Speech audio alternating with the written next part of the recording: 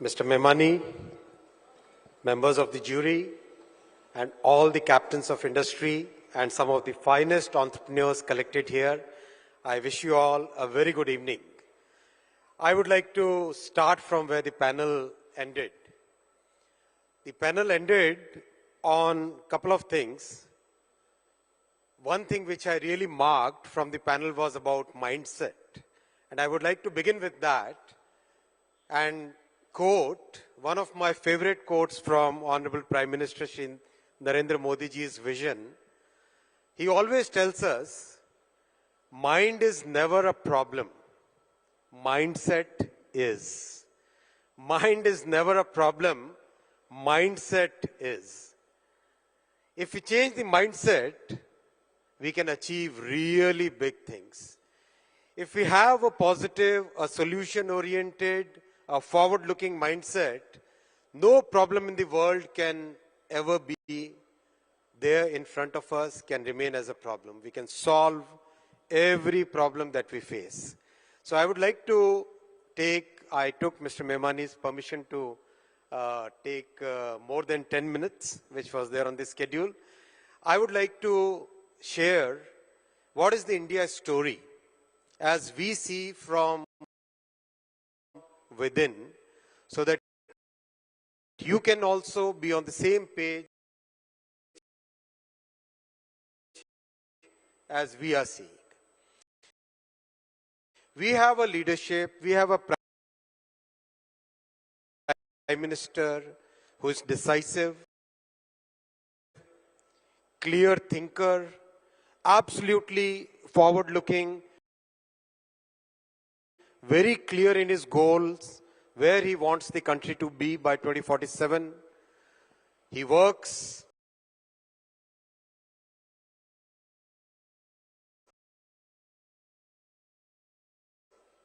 diligently.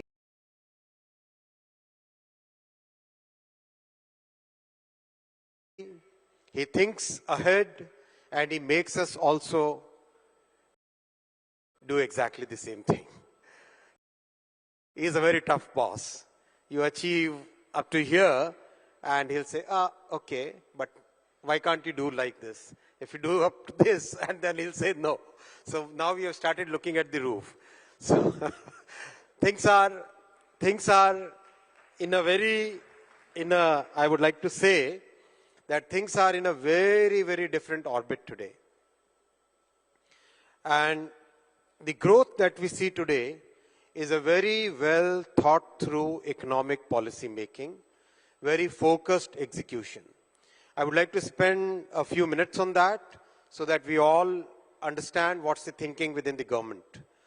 Today's growth story is basically built upon 4 pillars.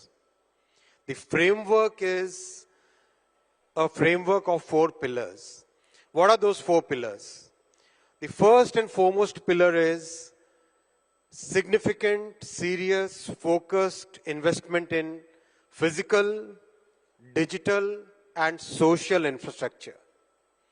You have seen our budget for CapEx from the government side in, let's say, a few years back, used to be somewhere like 2.5 lakh crore, 3 lakh crore. In 21 budget, our Prime Minister increased it to 5.5 lakh crore. In 22 budget, he increased it to 7.5 lakh crore. 23 budget, it was further raised up to 10 lakh crore. In the budget which was announced, presented before the Parliament recently, the capex is today 11 lakh crore. It's not a small number, ladies and gentlemen. We have seen how the country used to even look for a project of 10 crore, people used to run here and there.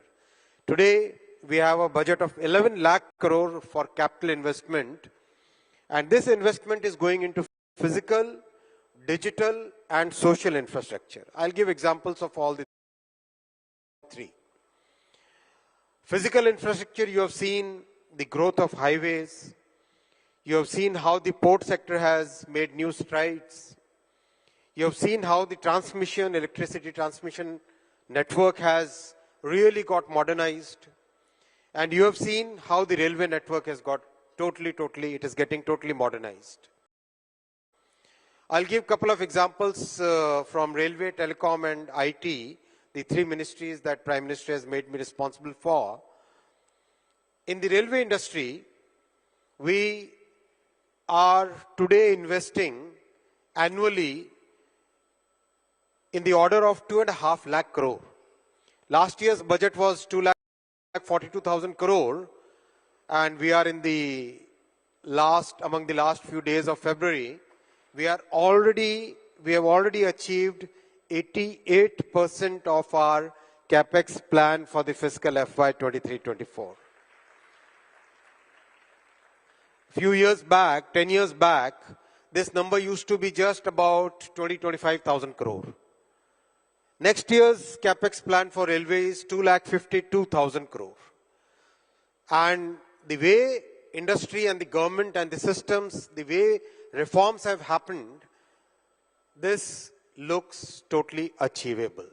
And the results are in front of us. In the 60 years before 2014, just about 20,000 kilometers of railway network was electrified. In the last 10 years, 40,000 kilometers of railway network has been electrified. And that's like electrifying the network of Germany and Switzerland together. That much has been done in last 10 years. Last year we added 5,200 kilometers of new railway lines. That is like adding one Switzerland to the railway network of India. And this year we are adding one more Switzerland to the railway network of India. And next year's target is to build 6,000 kilometers. So 5,200 kilometers, 5,500 kilometers, 6,000 kilometers. And why that's important? That's important because we are growing at a consistent rate of 6 to 8% real and anywhere from 10 to 14% nominal. To cater to this kind of growth rate, our logistics capacity has to significantly increase. And as Mr. Jindal said, we cannot remain dependent upon imported oil for a very long period. We need to electrify our logistics. We need to move towards self-sufficiency.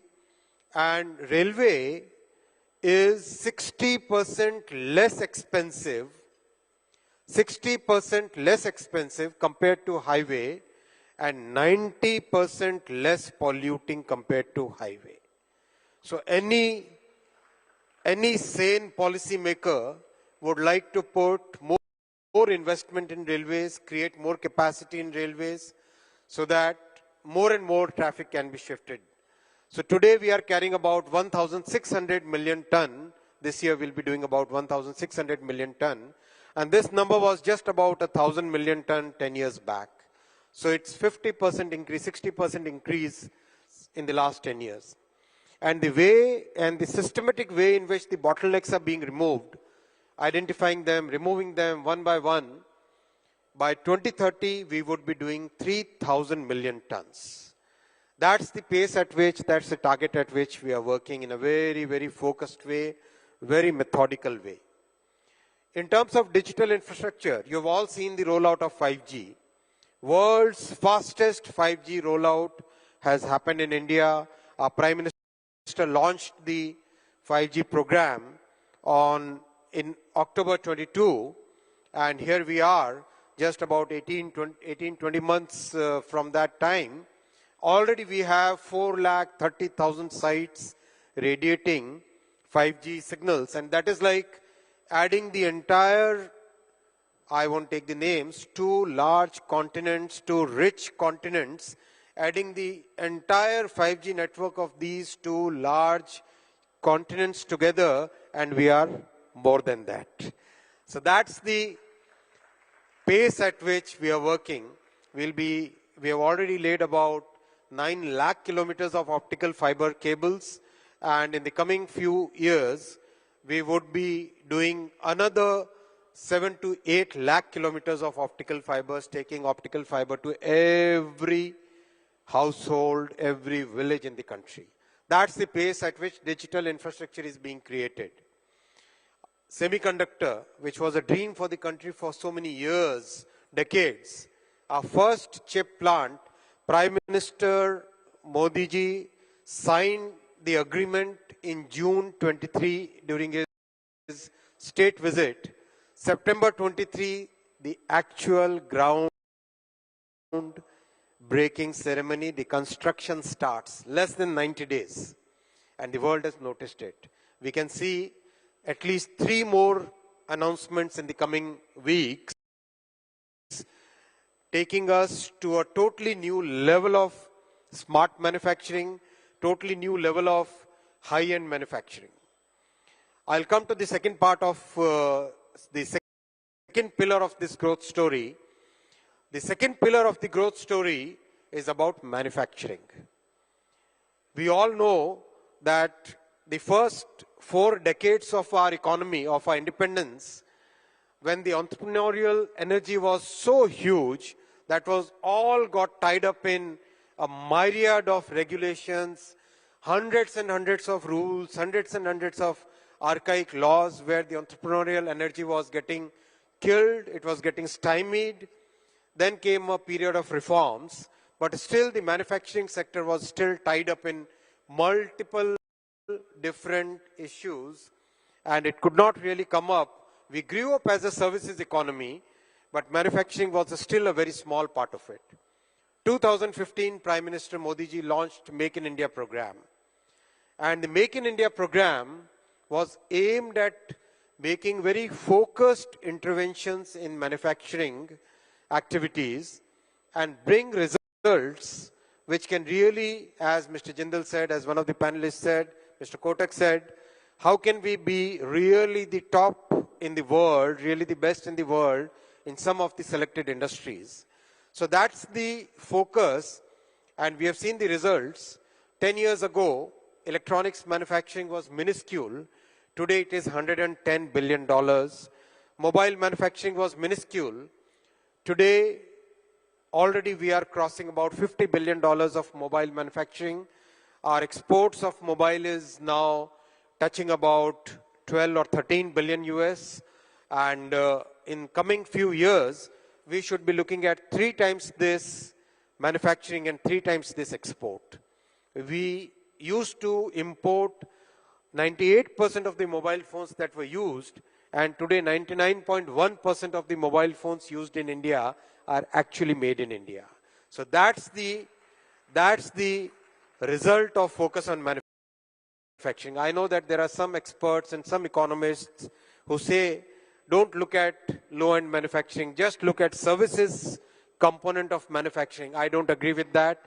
I don't think it is this or this. It is basically this and this. So services and manufacturing, low-end manufacturing and high-end manufacturing. Because we have a very large labor pool, we need to generate employment. We need to really focus on creating more and more opportunities for every segment of the population. That's the second pillar, very huge focus on manufacturing. And friends, I can share with you, in Prime Minister Modi ji's 3rd term, it's going to be a serious effort at further big focus on manufacturing, the entire gamut, whether it is consumer items, whether it is defense production, whether it is electronics, whether it is large machinery, whether it is capital goods. Manufacturing is going to take the center stage in Prime Minister Modi ji's 3rd term. I'll come to the 3rd pillar of this growth story. The 3rd pillar is about inclusive growth. We as a country have a hugely diverse population in terms of our culture, our language, our incomes, our different parts of the country are at different stages of development. What we see here in Mumbai may not be true in other parts of the country. So we need to really make sure that every section of the society feels included in this growth story. And that's what our Prime Minister has right from day one focused when he said that Meri Sarkar Garibon ko samarpit hai. When he started his journey at the hem of the country, when he took the responsibility of the country in 2015, 2014. He very clearly enunciated it and he executed it. Where would you find an example of inclusive growth where 11 crore people living in rural India get their toilets built in the houses? Many of us would not even imagine a life without a toilet, right? But these were the households which needed this level of sanitation and hygiene, and they got it. Imagine the size of this. This is like the entire population of Japan getting a toilet constructed in their home. That's the magnitude of this. 80 crore people are getting basic food grain every month. That is like the population of Europe and the population of US put together. That's the magnitude of food security which is currently happening. 10 crore people changed their cooking habits from wood-based cooking to gas-based cooking, and that brought such a big empowerment in people's lives, such a big change in our women folks' life. Huge, very, very big difference in terms of the quality of life. And that is 10 crore is like, once again, the whole population of Japan. That's the magnitude at which many of these social welfare schemes have been executed, thought through, and systems have been created where the people living absolutely at the bottom of the pyramid are getting opportunities. If there is a good example which can be placed in this forum, I would like to put the example of Swanidhi, how inclusive things can be. Swanidhi is a program where the street vendors, nobody used to think about them till Prime Minister Modi came in power.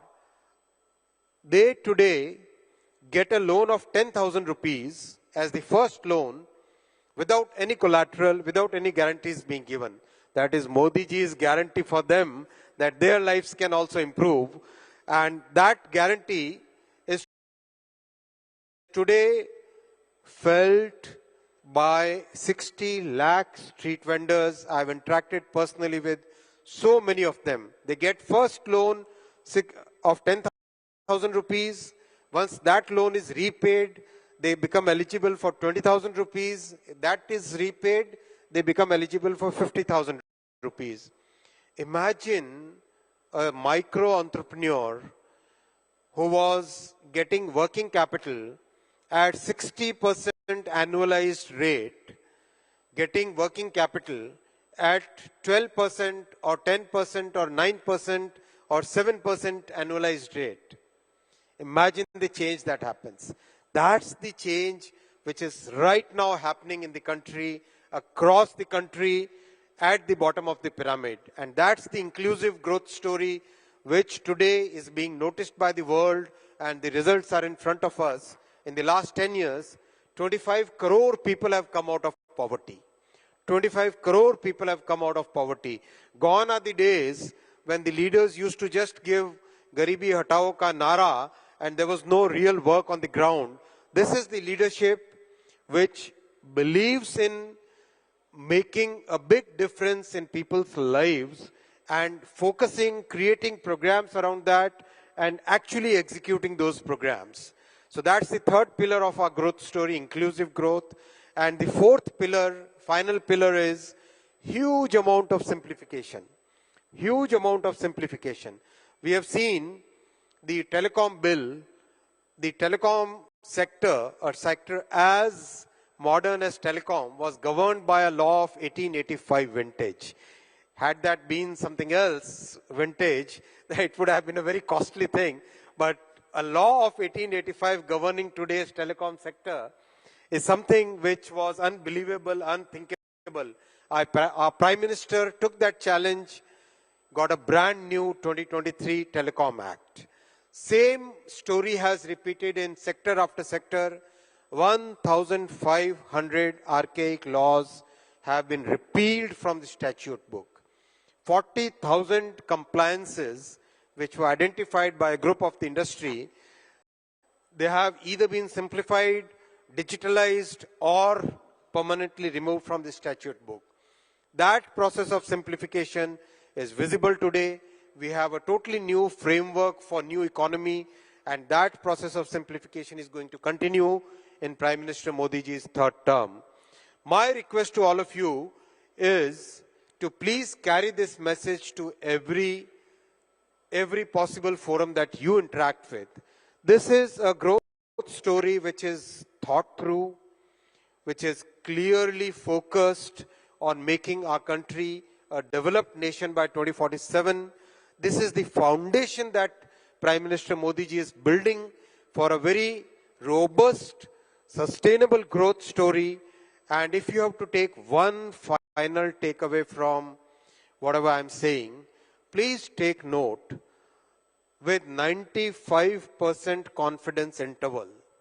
With 95% confidence interval, you can see 6 to 8% real growth, 10 to 14% nominal growth in at least coming 10 years.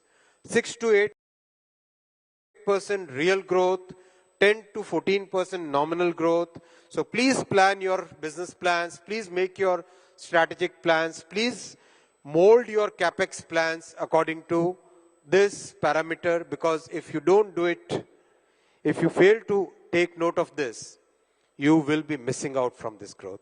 Thank you very much.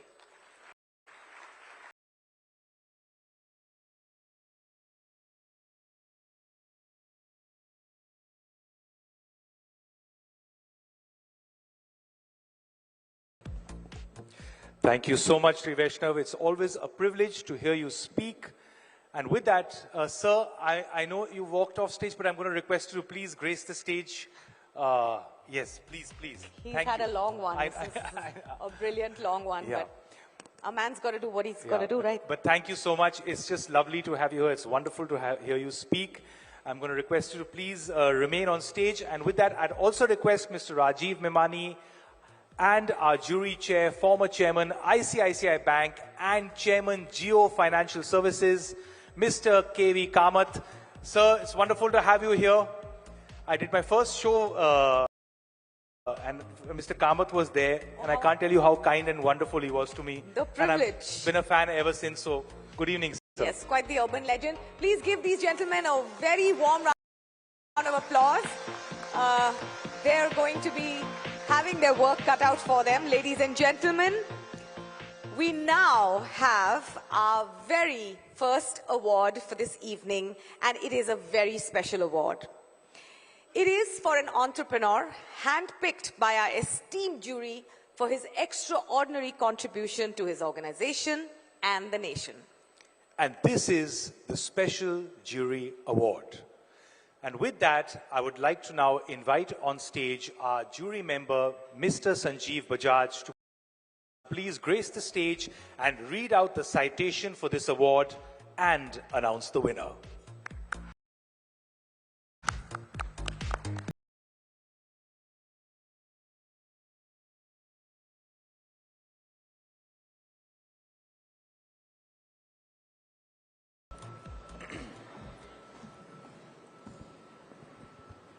Good evening. This exemplary leader leads a business group that is interwoven with the very fabric of India's economy and society.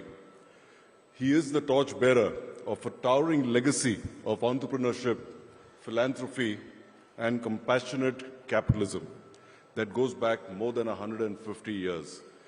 He's now scripting the next chapter in the history of this iconic conglomerate. He is none other than N. Chandrasekharan, widely known as Chandra. Woohoo! Under his remarkable leadership since 2017, the combined market cap of the Tata Group has doubled from $170 billion to an astounding $365 billion. Just like him, Chandra's strategy has always been simple yet bold. He has focused on strengthening the core businesses, building scale, and solving the big problems while creating and empowering a strong team. In sync with the Tata ethos of aligning business with national interests, He is spearheading the group's expansion into strategic industries, whether defense, advanced manufacturing, new energy, electric vehicles, 5G, electronics and semiconductors. Chandra is truly a builder of a better India, both through his leadership at the Tata Group and through his contribution to the larger national cause. Conferred the Padma Bhushan in 2022, his exemplary leadership of the B20 last year was also widely acclaimed. Let's put our hands together for N. Chandrasekharan, Chairman Tata Group.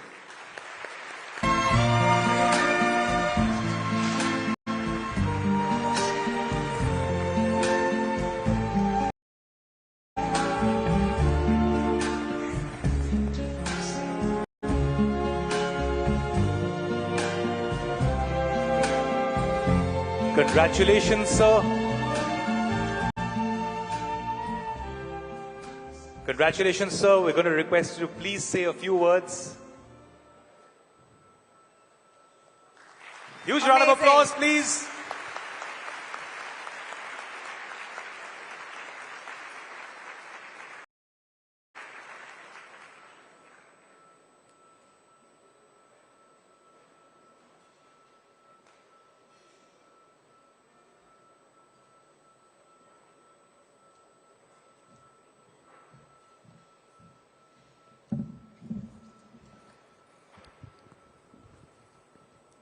Minister Vaishnav,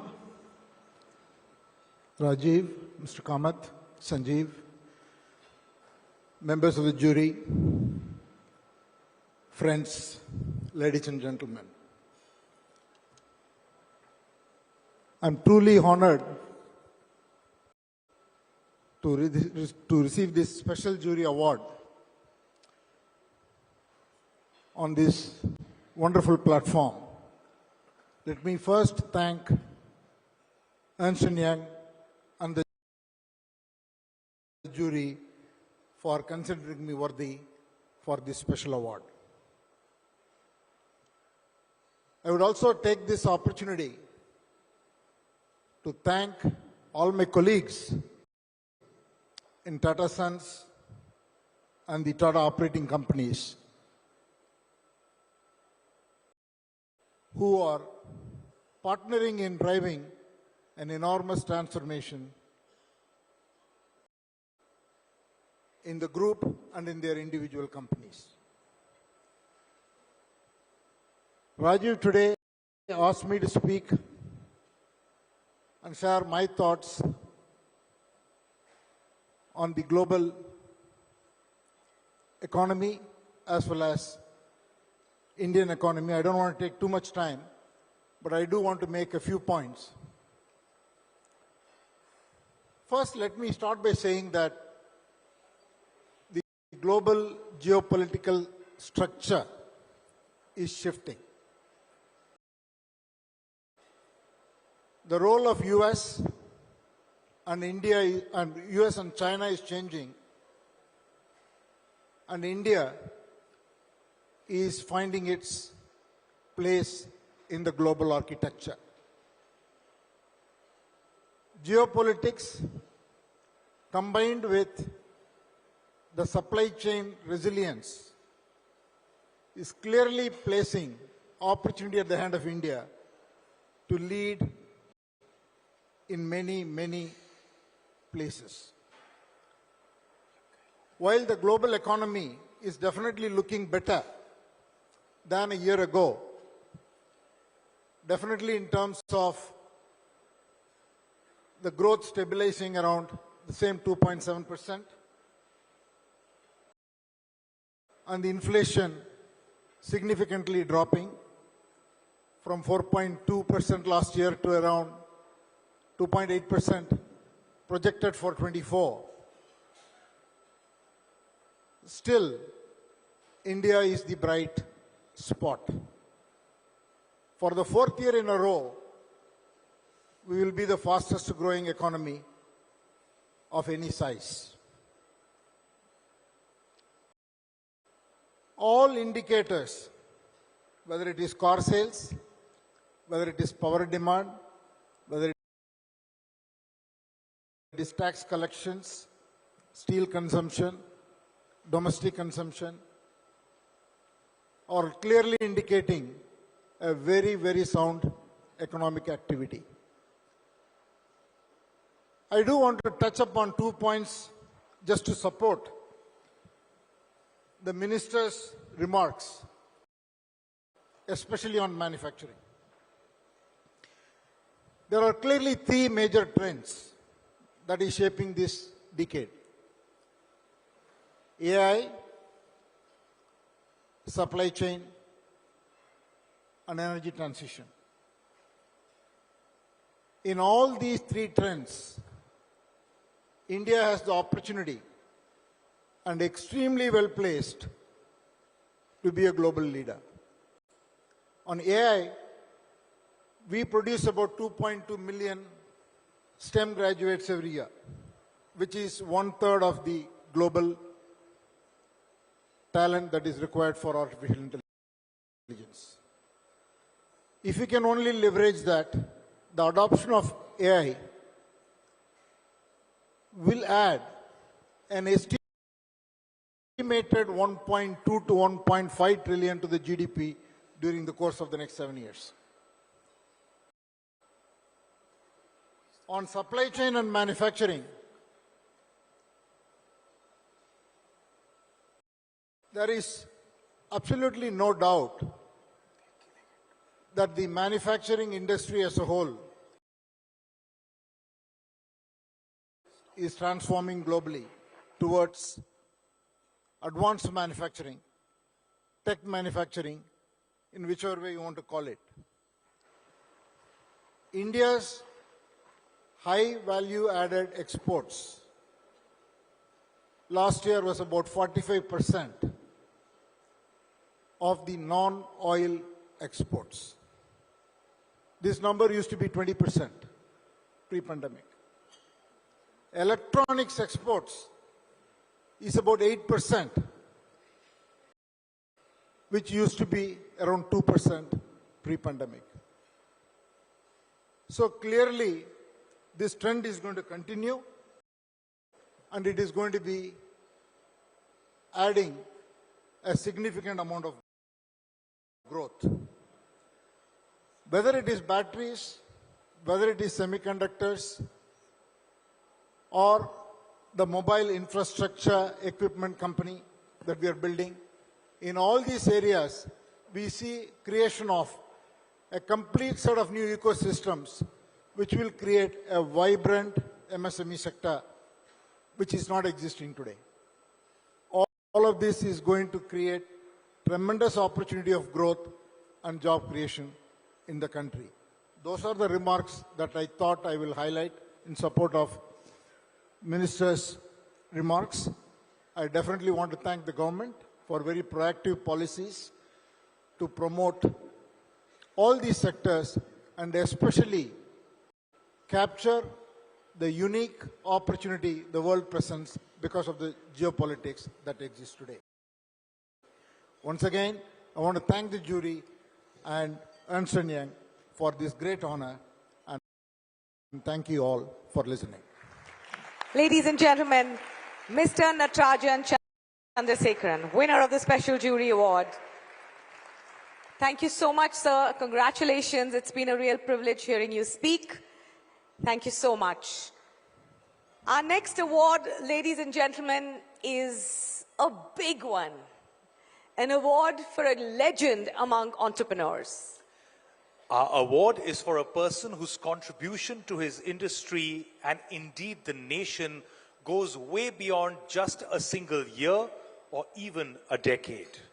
Rather, his contribution extends to a lifetime. Ladies and gentlemen, this award is EY Entrepreneur of the Year Lifetime Achievement Award. May I please request our jury member, Mr. Sanjiv Bajaj, to please read out the citation and announce the winner.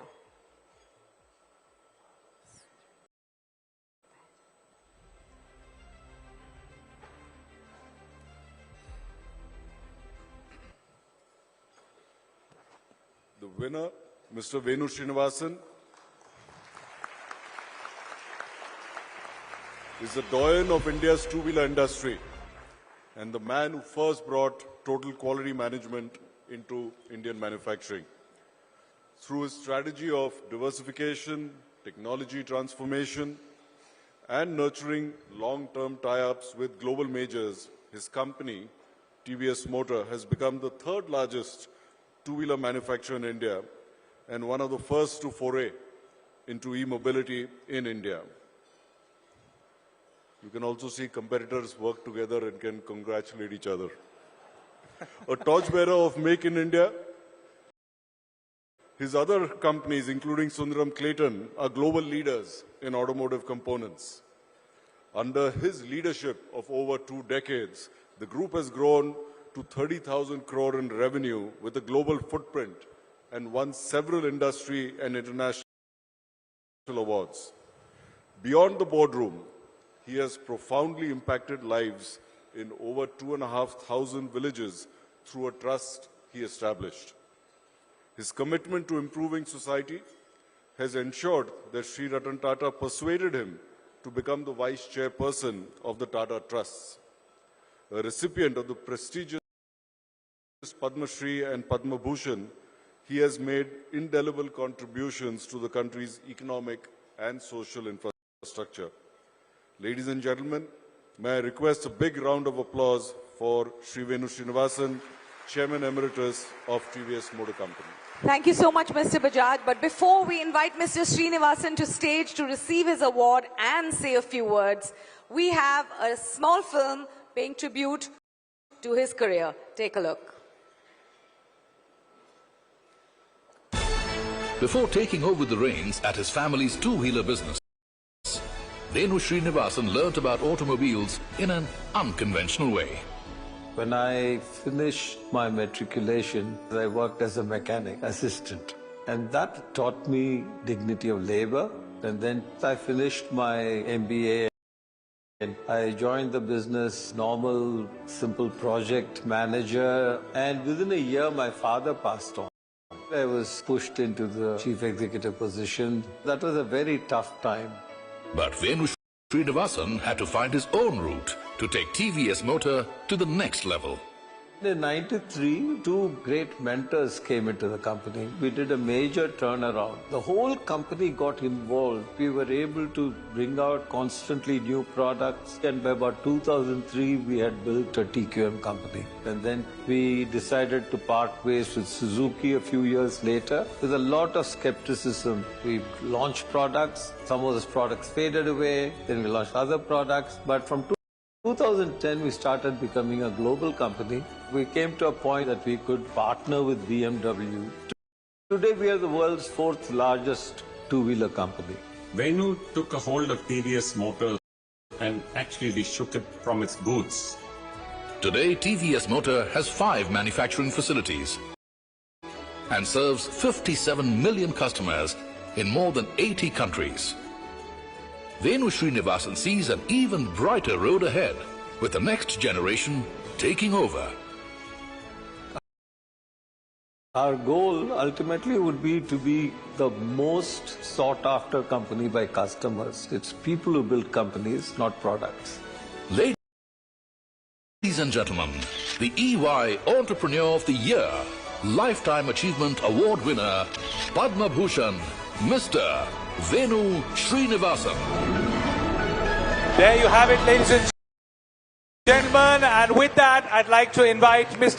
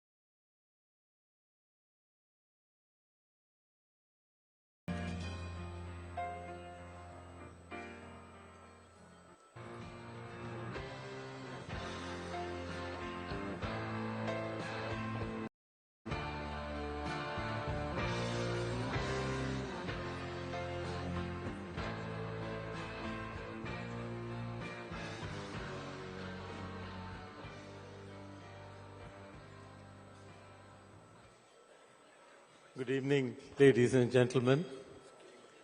I'd like to first thank EOY, Rajiv. I'd like to thank the Minister, my old friend, Vaman Kamath, and Sanjiv Bajaj. I must mention Vaman in a particular way. He appraised the moped project from ICICI many years ago. So it goes back a long way. Also, cooperation is the way forward, Sanjiv. So I think we work closely. You saw my dear friend Sunil Munjal give a sound bite. So we work together as industry, and I think that is the way forward to build this country. But seriously, this company has been built by thousands of people who worked a lifetime to build it. I want to express my appreciation and grateful thanks to all of them who built TVS for generations. And really, I receive it on their behalf. It is not a sense of public modesty or humility, but that is the truth for every one of us. Every one of us here, entrepreneurs, have built this company based on our people. So I thank them, and once again, thank you very much to the jury for selecting me for this honor. Thank you. Thank you so much, sir. Congratulations once again. Absolutely. And with that, a big thank you to Shri Vaishnav, Mr. Memani, Mr. Kamath, and Mr. Bajaj. Thank you all for so graciously handing over these awards and reading out the citation. I request you all to please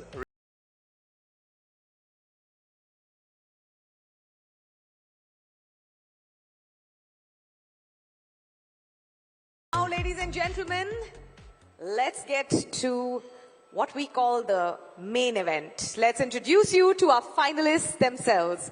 Entrepreneurs who've excelled through the year of 2023, done the extraordinary for their organizations and the country.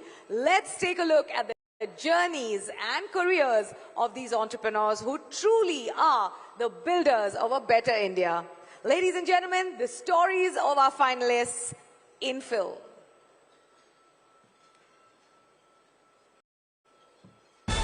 Born into an entrepreneurial family, Shahid Bhilakia joined his family business at what would become a major inflection point.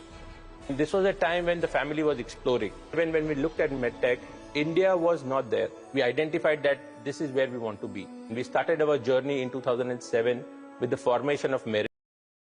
Our first team was less than 30 people. We were making our first drug-eluting stent, a balloon catheter, and so forth.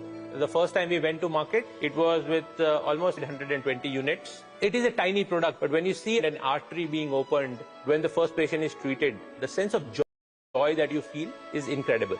Encouraged by this early success, Shahid Bhilakia soon took Merrill Life Sciences to the next level. We have created the transcatheter heart valve, a device that is truly life-saving in its own means. You can see an 85-year-old get back on his feet without a surgery and live a happy life. We grew from 2 products to over 100 products, adding large divisions which was endosurgery, diagnostics, and then we created the whole COVID range. Almost 30-35% of the COVID tests supplied to the country. And as COVID receded, so we backward integrated even more, and we created Merrill 3.0, which was the next generation structural heart devices, robotics. We grew 3 times in 3 years.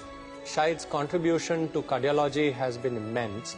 A passionate scientist and an entrepreneur conceiving technologies for the future. Today, with over 9,500 employees and a presence in more than 120 countries, Shahid Bhilakia believes his journey has just begun. Human life is sacred. It is important for us to be in every hospital, in every country. So our horizon is to bring Merrill to the world. Ladies and gentlemen, Mr. Shahid Bhilakia.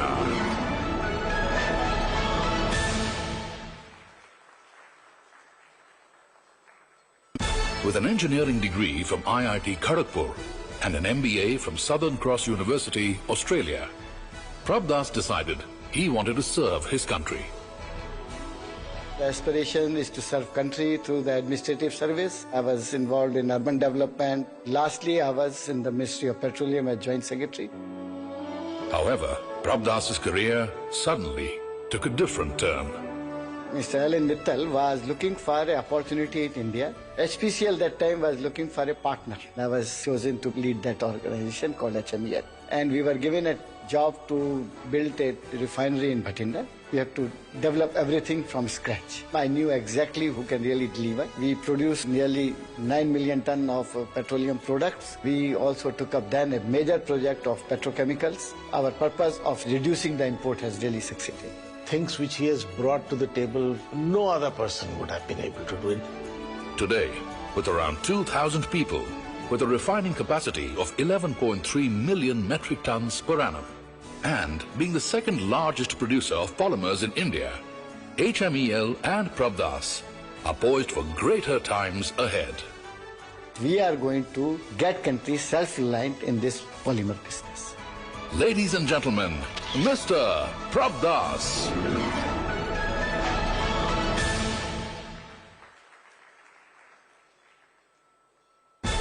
After a PhD in computer science from Indiana University, USA, Dr. Anand Deshpande worked at HP Laboratories in Palo Alto until a chance encounter inspired him to return to India. There was a visit by Mr. N. Vittal. N. Vittal was the secretary at the Department of Electronics at that time. They were inviting people like me in the US and Silicon Valley to consider coming back to India and trying to do software export from India. So I came back to India in October 1990 and we had a name, Persistent Systems. So about 6 or 7 of us in a 300 square feet place. Life was very complicated. 3 governments changed within the first year. Communication facilities were horrible. We had to upload files in chunks of 30 kilobytes. I couldn't have picked a worse time to start the business, but I persisted.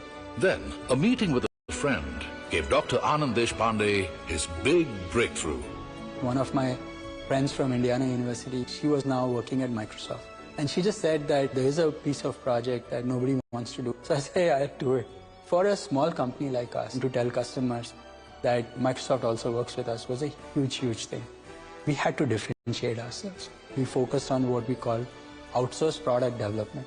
And we became a really good technology powerhouse. This went on till 2008. We started to focus a lot more on the customer by deploying their products and started to expand our footprint. He has tremendous hunger for raising the benchmark and build something that is going to sustain and stay. Today, with over 23,000 people, more than 375 clients globally, and a revenue of over 8,500 crore rupees, Dr. Anand Deshpande is focused on a new tomorrow. For me, I'm definitely focused on how do I help more and more entrepreneurs and jobs happen and make a difference to the extent I can. Ladies and gentlemen, Dr. Anand Deshpande.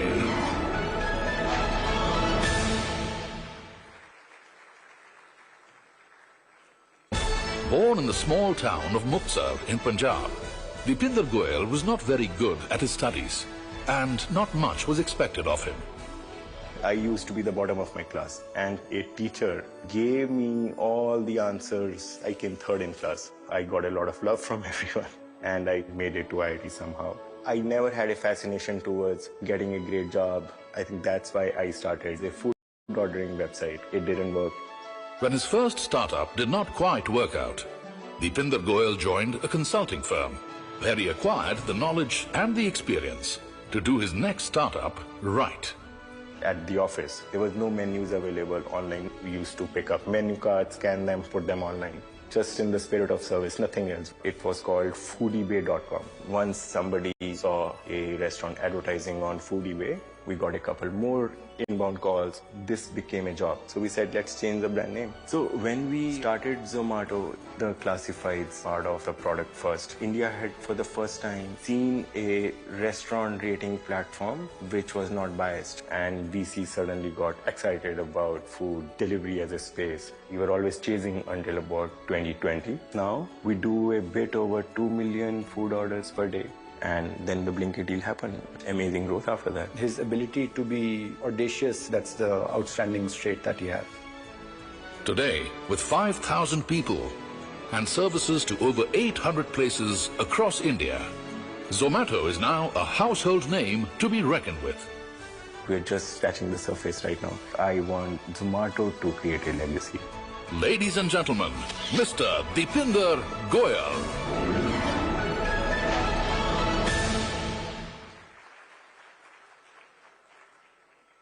Born in Bihar, Sanjay Gupta joined his father's tube business at a very young age. We were in a debt trap. मैंने फिर अपने father से बात की, give me 1 year time, कुछ करके देखता हूँ. That time a company in Faridabad. मैंने उसे make a deal of 5,000 ton, almost 1 year production of my. I have no money in my pocket. Then I go to the customers. मैं आपको माल बना के भेजूंगा, आपसे पैसा लेके फिर उसको देता जाऊंगा. पूरी डील हम इस तरह से करेंगे. Back of my mind कि इसको कैसे पूरा किया जाएगा. Then there one foreman, मैंने उसको पकड़ा कि तू मेरा पाइप बना. तो वो रात पर पाइप बनाता था. पाइप का डिस्पैच शुरू होता था. सूरज की किरण नजर आ गई कि यहाँ पर रास्ता है. After years of struggle, the turning point for Sanjay Gupta eventually came in 2001. जो हमारी ट्यूब इंडस्ट्री थी, known as a for the circular tube, this is a dying business. और इंडिया में स्ट्रक्चरल ट्यूबिंग में there is a lot of gap. So we take a machine from company called in Japan, Kusakabe. उससे हमने काफी high speed and इस type की bill first time लगी थी. सक्सेस मिलनी शुरू होती जा रही थी. तो मैंने देखा कि उस समय JSW का प्लांट बिलाड़ी में था. दिल्ली से पाइप बनता था, वापस बेंगलोर जाता था. मैं वहीं पर मैन्युफैक्चरिंग क्यों नहीं होनी चाहिए. That time we acquired a small unit in Bangalore. कल से मैं बहुत एग्रेसिव हो गया. हमने स्क्वायर पाइप को सीधा ही सेव किया विदाउट राउंड ट्यूब बनाए हुए. Nobody is making the world this type of wide range. जिस इंडस्ट्री को किसी ने इमेजिन नहीं किया था, वो इंडस्ट्री उन्होंने क्रिएट की है. Today, with 11 facilities, selling more than 2.5 million tons of tubing, APL, Apollo Tubes, is one of the largest manufacturers of structural steel tubes in the world. But Sanjay Gupta is not content to rest on his laurels. हमारा vision बहुत clear है कि in the tube sector India का import zero. अगर vision होगा, you got the success. Ladies and gentlemen, Mr. Sanjay Gupta.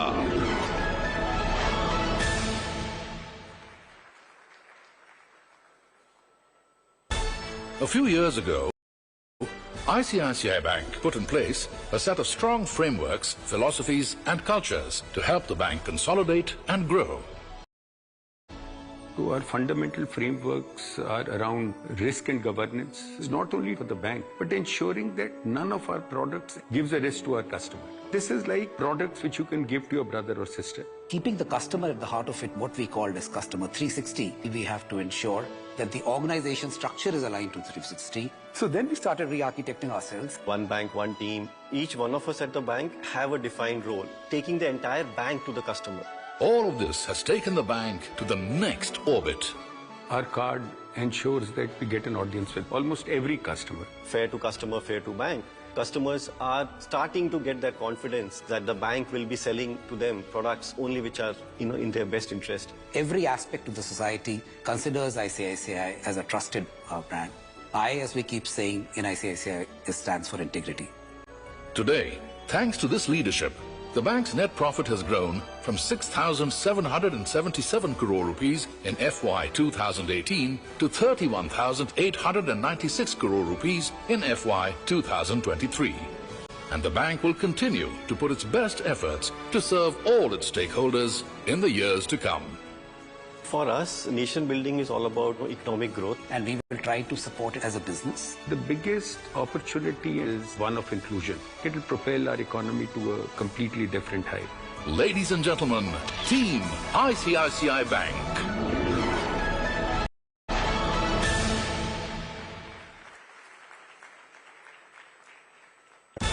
The son of a farmer, Lalit Keshre graduated from IIT, started up an EdTech business and later worked with Flipkart. But it was something that started as a side interest that pointed him to his true calling. Business angle in my life came because of investing. The first stock I bought was for $80. 3 of my co-founders were also with Flipkart, and we started discussing about building something that can have a very large impact. Then we quit. And in 2016, we started Grow to make financial services delightful and simple for millions of people in India. Coming back from Flipkart, what we had learned was selection matters to customer, in India at least. We thought, maybe customers need some DIY platform. You provide them everything instead of telling them what to buy. So idea was, let's build a full marketplace, no advice. So that is how Grow in the current format was launched. In first month, we thought, agar 100 customers aa jayenge to badhiya hai. And we got 600 customers that month. There were signals that this is something customers are loving. Let's keep building on that. Soon enough, Grow started living up to its name. We launched Android apps. The real growth came after another 6 months when we moved to direct mutual funds, where there is no commission. Then we also build our theme of monetization. We will build more products, and there will be some products that will provide monetization. We were just building the product, and one day we came to know we are doing the highest number of SIPs in the country in a month, which was a pleasant shock. And the impact is that now we have almost 1.5 lakh crore rupees managed on Grow. The drive to solve tough problems, I think it's just few people have it as much as he has it. Today, with 10 million customers from all across India, Lalit Keshre has a strong vision for Grow's future. Keep compounding customer trust, become like the most loved financial services brand in the country. Ladies and gentlemen, Mr. Lalit Keshre.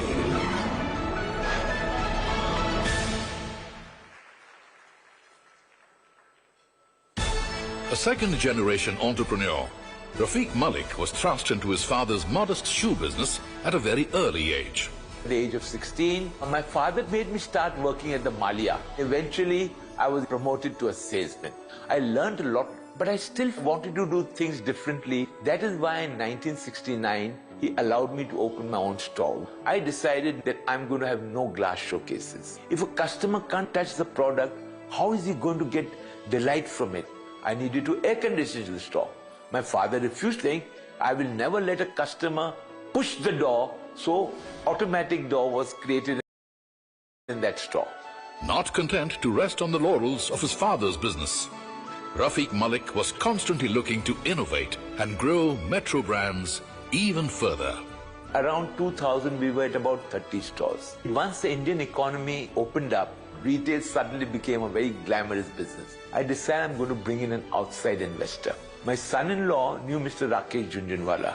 Rakesh Bhaiya opened up the opportunity in front of me of retail. We took a majority stake in a company called Metmill. Similarly, our association with Crocs, Fila, Foot Locker has also been with an idea of how do we address the customer needs better. Rafiq strives to make it a win-win game. I think it's his guts that aids his ability to become an amazing visionary. Today, with over 820 stores in 192 cities across the country, Rafiq Malik has even bigger dreams for the future.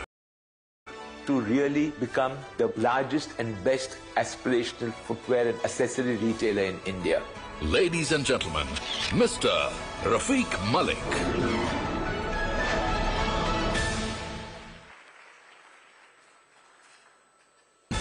After a degree in mechanical engineering from Virginia Tech, Arun Nathani worked as a software design engineer in Chicago before packing his bags to return to India. We thought we will develop a browser to compete with Netscape. About 180 long days and nightmares later, we had our product ready to launch. That $1 million dream looked whiskers away.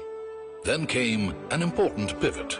Microsoft came into the picture. They decided to give away their product free. I decided to explore offshore software development. When I was sending all those mailers, I got one curt-liner response from a company called Farallon. Their vice president said, Arun, I'd like to take your all 4 engineers as an outsourcing contract. This is how Savage took his first breath. My brother Deepak joined me. We managed purely organically. At the bottom of Savage's success, a willingness to rethink the structure of a tech company. The ability to be focused and a very high value system makes him what he is today. Today, with over 7,500 employees, over 18 global offices, and over 240 happy clients, Savage and Arun Nathani are writing their own tomorrow. We are doing 3 parallel infrastructure expansions in the city of Pune, creating almost 1 million square feet. In Hyderabad, we are building a 1,600-seater. In Gandhinagar, about 1,500-seater. This is the degree of confidence we have in our future. Ladies and gentlemen, Mr. Arun Nathani.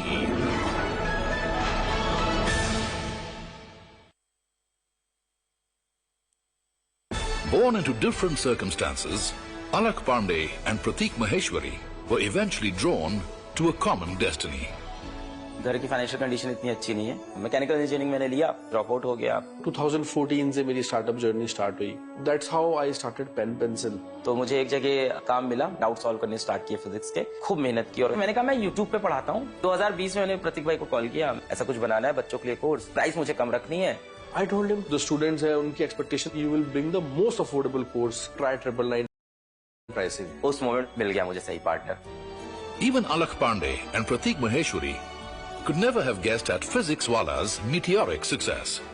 करीब 25-30 हजार enrolment आ गए single live classroom पहले दिन हमारी class crash हो गई after 7 days we redesigned the entire DevOps architecture फिर वहां से बच्चों बताते गए हम लोग उसको फॉलो करते गए we made India's biggest classrooms that's what we created they were penetrating to students who could never aspire that comes into being because of the founders in place today with more than 60 lakh paid students and more than 4 crore students on YouTube from the remotest corners of India Alak Pandey and Pratik Maheshwari are destined to an even greater future.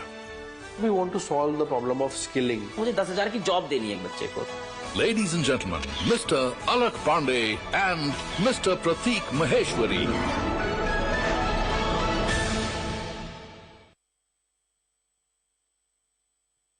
A fourth-generation entrepreneur with degrees from IIT and the University of Michigan, Velayan Subaya did stints with manufacturing companies and a management consulting firm before joining the family business.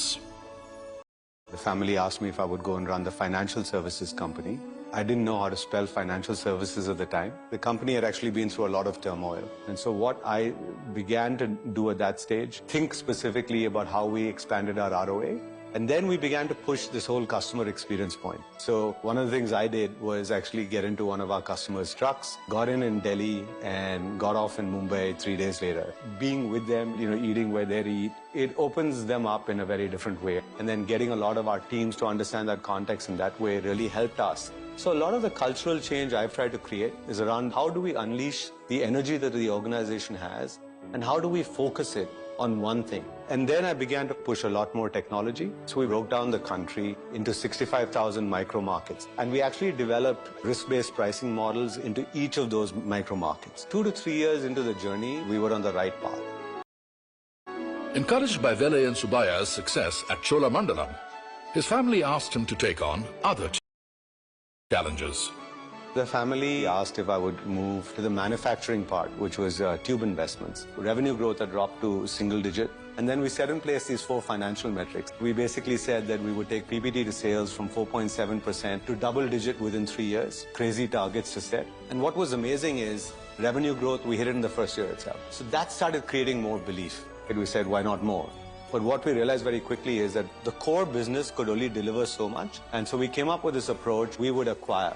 We started looking at third quartile assets. And this was a company called CG Power, really turning around the core company in itself. It has become a fairly profitable asset. He was unflinching, sheer confident in terms of how he would build a company. Today, Cholamandalam Finance has an AUM of around 1,25,000 crore rupees, while Tube Investments and CG Power have a combined revenue of over 15,000 crore rupees. But Velayan Subaya has an even higher vision for the future. We're basically beginning to look at that GDP formation and say what's missing. The vision is more driven by the opportunity that the market gives you. Ladies and gentlemen, Mr. Velayan Subaya.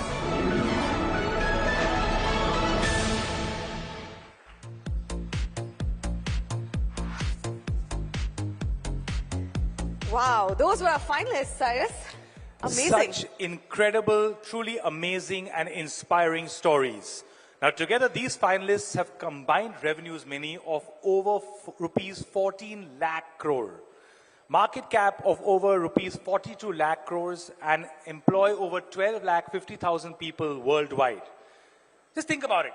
If they were to hand over just 0.001% of this in a little envelope to me, I'd just walk off stage. I'd be like, I'm done. Thank you so much. Yeah, these are really mind-boggling numbers. They are. You practiced hard, didn't you? Yeah, I did, Minnie. Right. Okay. You know what? I'm going to just now focus on the awards, and I would now request our chief guest, Shri Ashwini Vaishnavji, and Mr. Rajiv Memani, and our jury chair, Mr. K.V. Kamath, to please come back on stage to felicitate our inspiring finalists.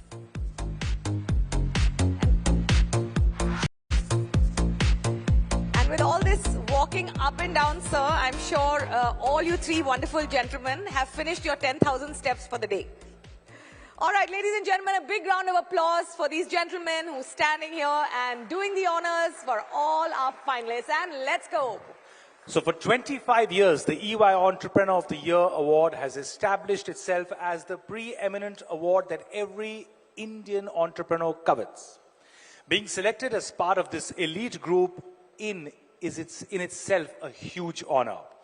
And with that, we would now like to felicitate our finalists. Please welcome them on stage with loads of love and a huge round of applause.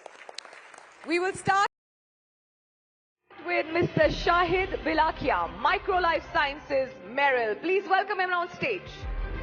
Prabh Das, HPCL, Mittal Energy. Anand Deshpande, Persistent Systems. Dipinder Goyal, Zomato. Sanjay Gupta, APL Apollo Tubes. Sandeep Bakshi, Sandeep Batra and Rakesh Jha, ICICI Bank. Lalit Keshre, Grow.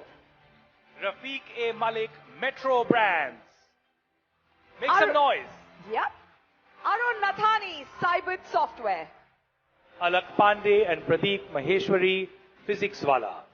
And Velayan Subaya, Tube Investments, CG Power and Chola Mandalam. Can we have a warm, wondrous round of applause for our EY Entrepreneur of the Year 2023 finalists?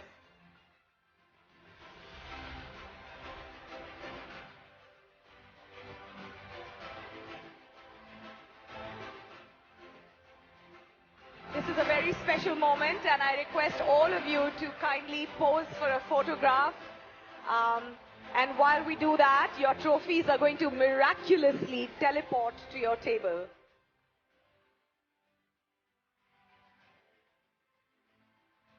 What a wonderful lineup of super achievers. Can we have you on either side of our jury, please?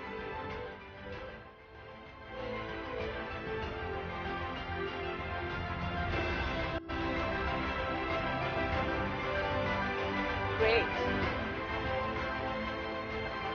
Ladies and gentlemen, meet our finalists of the EY Entrepreneur of the Year 2023. All in one frame.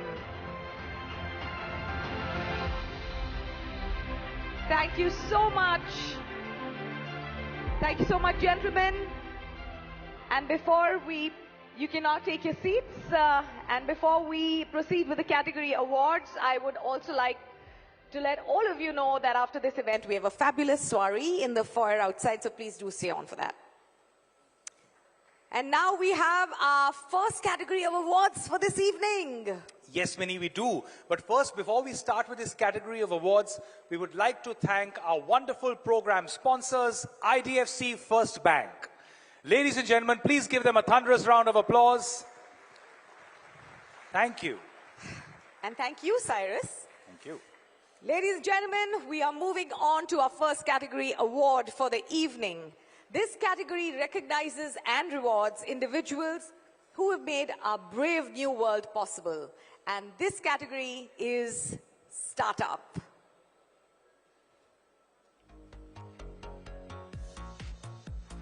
There is the wonderful category, and with that, I'm going to request our jury member, Mr. Sunil Sharma, to please read out the citation and announce the winner. Good evening. Good evening, everyone. For the award for startup category. You want me to come up?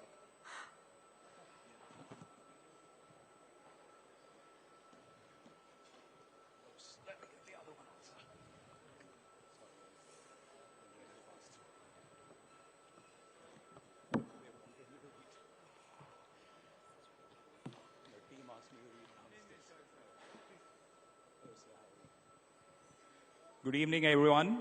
For the startup category, this IIT Mumbai graduate quit his job in 2016 to start a direct mutual fund distribution platform along with his co-founders. Fast forward to 2024, it's India's largest stockbroker in terms of active users. I'm sure all of you can guess who we are talking about. I would like to invite Lalit Keshre on stage to collect the award. Congratulations. Ladies and gentlemen, Mr. Lalit Keshre, the winner of the Startup Award for the EY Entrepreneur of the Year 2023 Award. We can do better than that on the applause. Come on.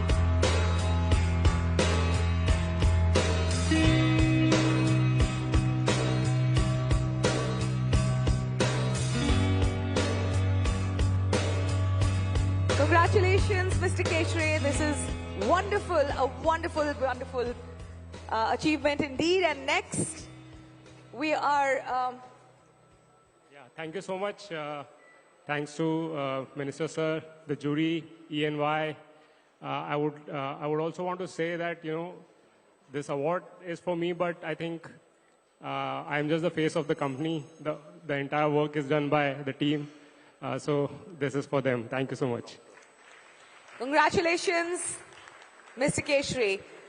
Next, we move on to a category of entrepreneurs who, through their inventiveness and innovation, have changed the whole game of service delivery and customer experience. And this category is services. By spotting emerging trends early and avoiding clustered technology offerings, the winner has become one of the best performing digital engineering services in the country. I don't think I need to say any more. We all know who it is. Please welcome Anand Deshpande of Persistent Systems. Congratulations, sir. A huge round of applause for Mr. Anand Deshpande.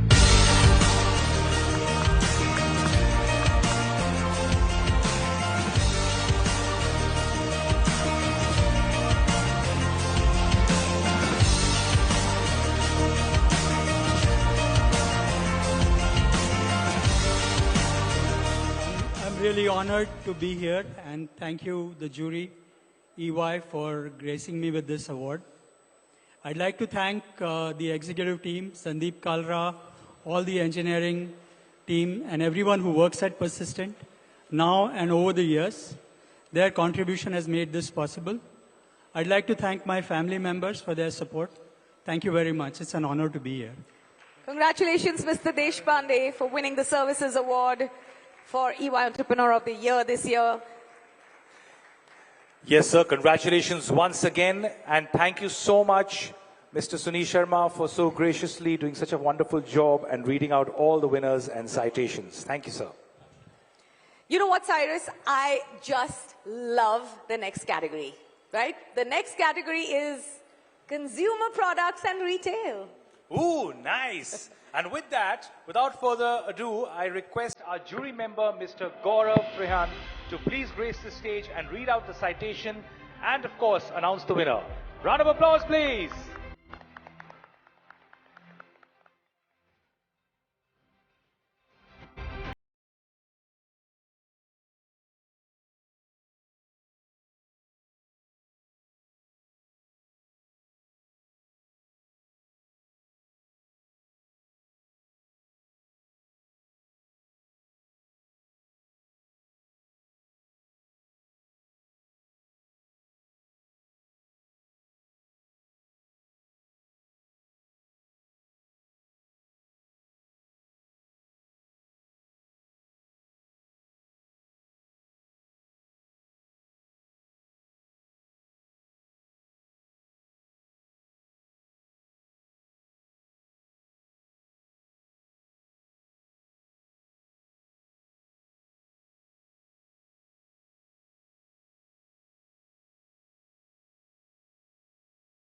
it over to me.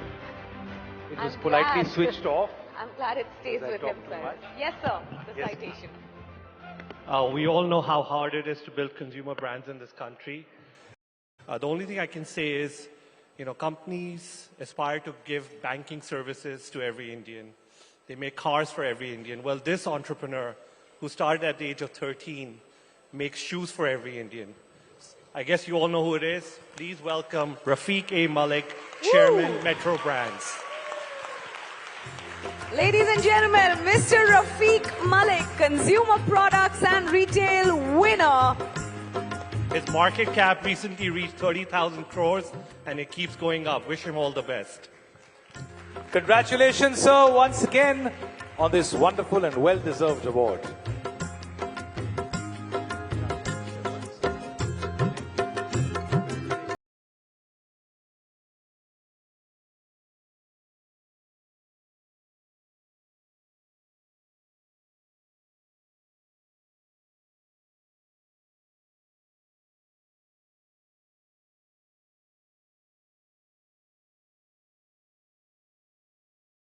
It's beautiful. Apparently, it's their favorite track and the one they listen to the most.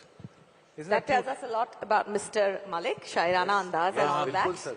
I am truly honored and humbled by this recognition. It's of immense significance to me because it symbolizes the collective effort and unwavering support of my family, my loyal customers, and my Metro family, whose hard work, commitment, and dedication has made possible this collective success. Thank you, everyone. Thank you, sir. Thank you very much. Thank you for your excellence and consistency through the years. And with that, the next category is the engine behind several industries, and it's making a comeback as a solid growth driver for the Indian economy. And yes, the category is manufacturing.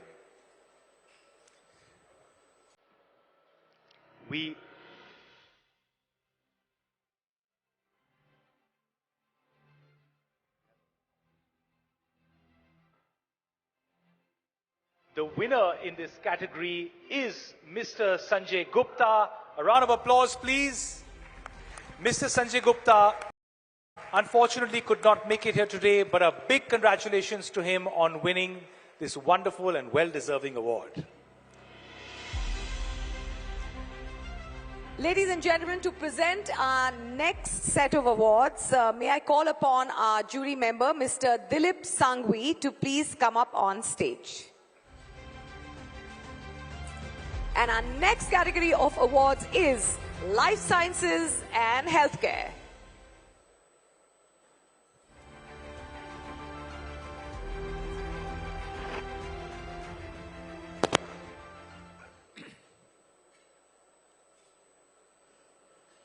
Driven by his vision of reducing India's import dependence on life-saving medical devices, the winner invested aggressively in R&D and innovation to become one of the first Indian companies to domestically manufacture novel, clinically relevant, and state-of-the-art products.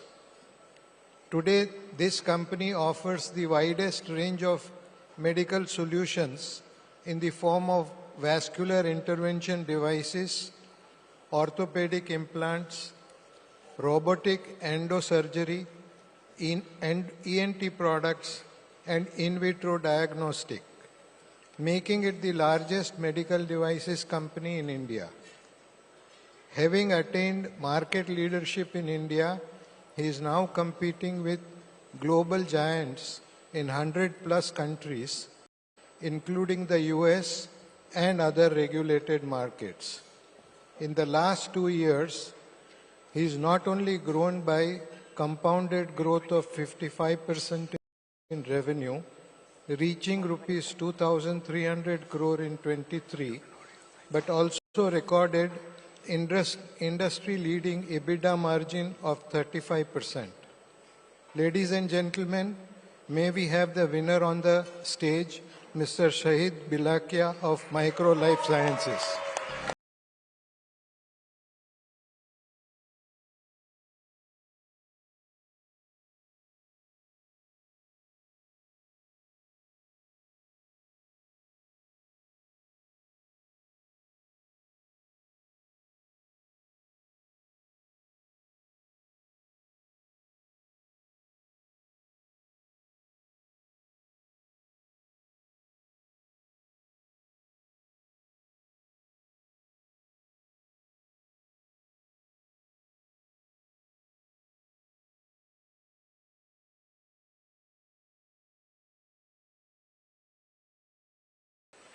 Thank you, everyone. Thank you, EY. Thank you, jury.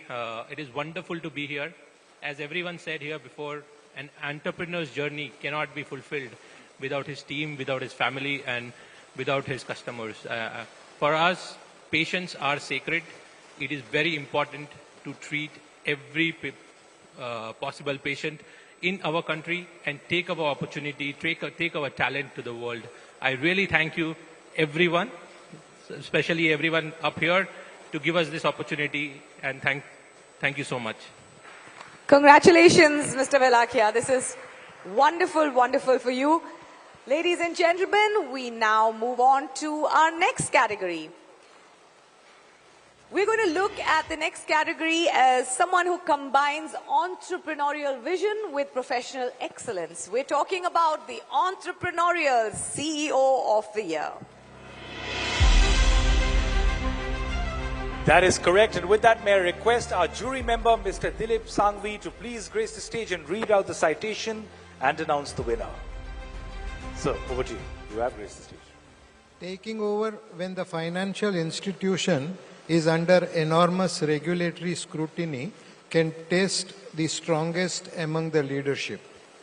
Many observers expected the attempt to fail, but this winning team studied the rocky boat, regained the regulator's trust, and improved the financial health of their company.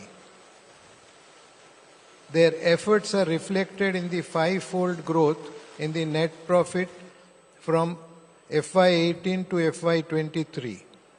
They have made customer-first approach, a micro-market strategy, internal cooperation, operational flexibility, and technology-led innovation the hallmark of their success.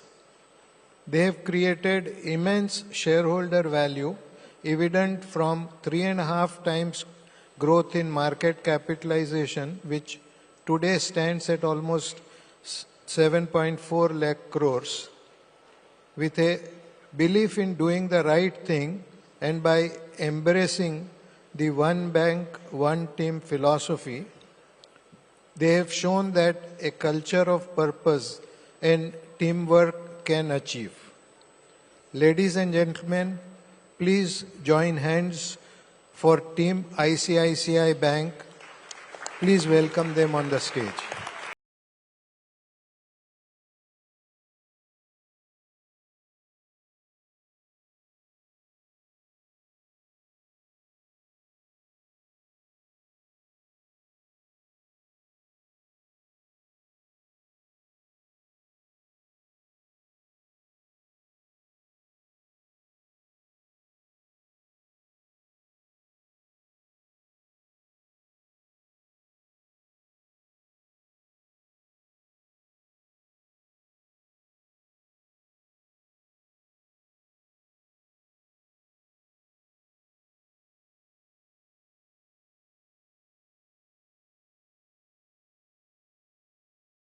Thank you, sir. It's indeed an honor to receive an award from you, sir.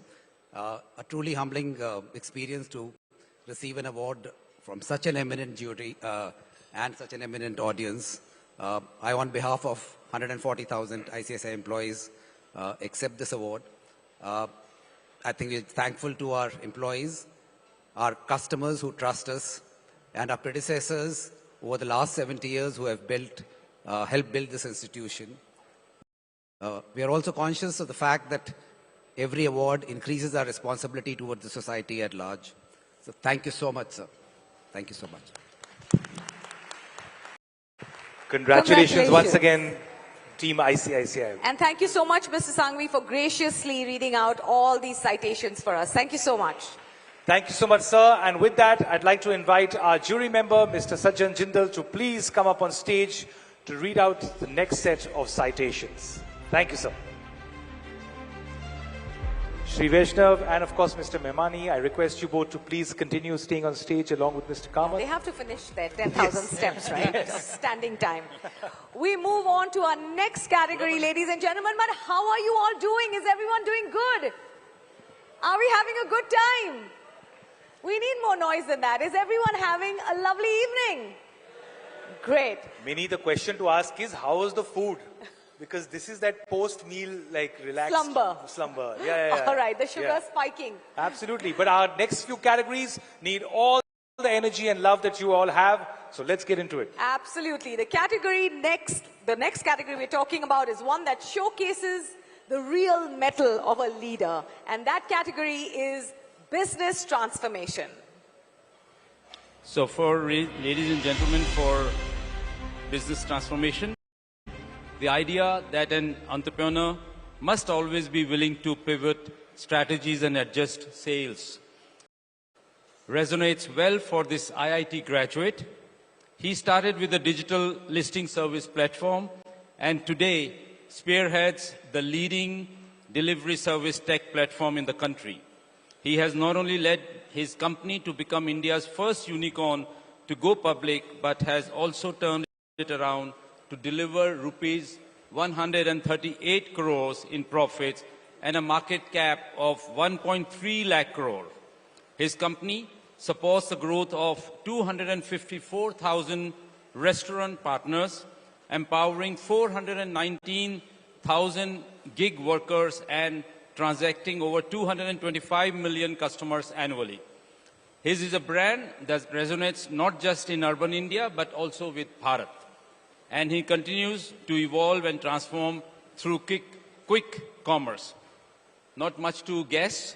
Ladies and gentlemen, let's welcome Dipinder Goyal, co-founder Zomato, on the stage. This backstage, just have to let you know. New age, huh? Well, thank you, sir. And now, ladies and gentlemen, as you notice, my voice has become bass, because this is the award that this evening is all about.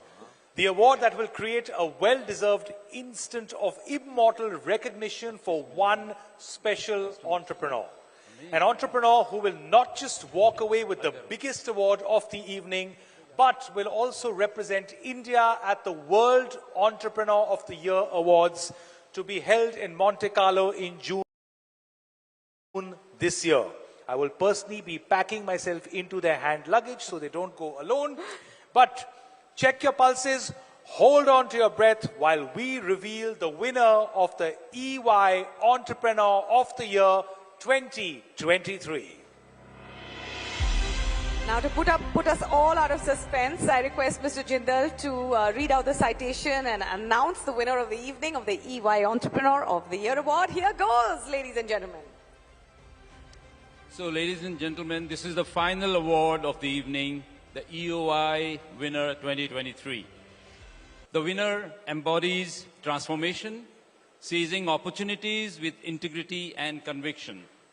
Since formally joining the group's business in 2010, he has revolutionized ventures through his bold strategies, deep understanding of his customers, and optimizing capital. He propelled his company to become the second largest non-banking lender status through early technology adoption and diversified product and geographical mix to deliver a 25 CAGR in profits over 10 years, while continuously expanding the return on investment.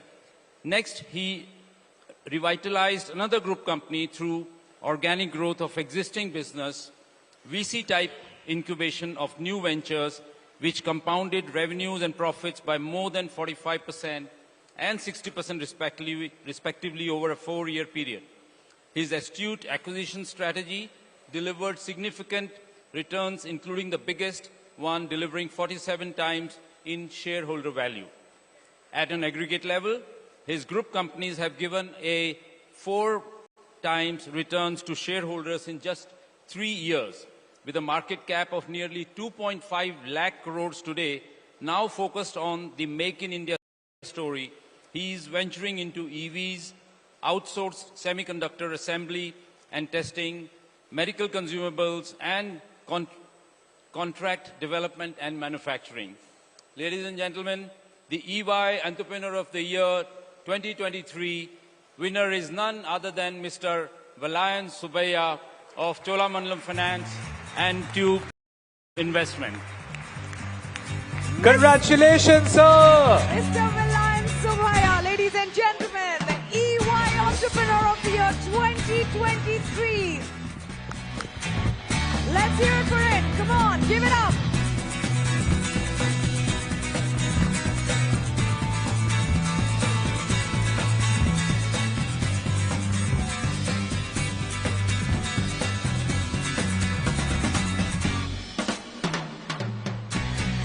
Congratulations, sir. Request you to please say a few words.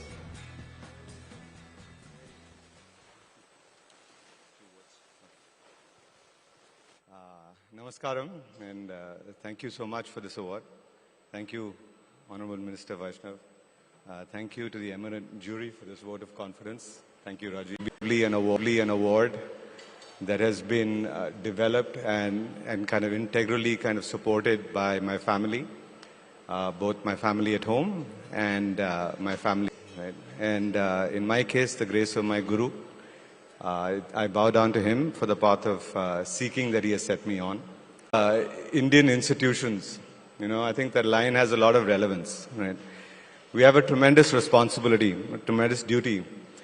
We are leaders of a growing nation, and it is our duty and our responsibility to let the energy, the capability, and the desires of the people that work in these institutions forth, right? And it's important for us, therefore, not to be bottlenecks. I think that's a very important kind of lesson for all of us. I think a lot of us are, in a sense, kind of winning that gene pool lottery today. And the only thing I would say is that it's important for a rising India, to, in its path of becoming the third biggest economy in the world, to do so on our own terms. Right? We are a rich culture. We have very rich spirituality that backs us. And using that spirituality, using that culture as our basis and defining our own formula to make ourselves the third largest economy in the world, I think is going to be what really leaves a mark on the world. To a rising India, Jai Hind, Pranam.